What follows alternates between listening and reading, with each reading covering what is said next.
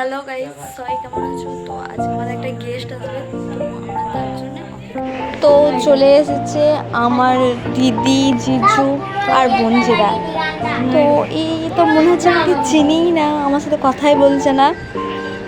তো আমার পিসি বলছে এই ব্যাগ লাগেজ দেখে বলছে বার করে দেবো। তো এখানে আমরা তারপরে প্যান্ডেলে গিয়েছিলাম। তো প্যান্ডেলটা মোটামুটি হয়ে গেছে অনেকটা, তো এখনও সম্পূর্ণ হয়নি। তো এখানে ক্ষীর খাওয়া হচ্ছিল।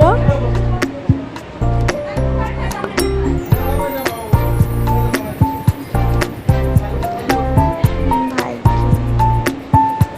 তো আমরা দুজনা বসে বসে দেখছিলাম। তো আমার সাথে তো কথাই বলছে না, তো কিছু বলার নেই ওকে আর। তো এখানে দেখতে একটা মাছ মরে গেছে। এই মাছগুলো এত কিউট, কি বলবো।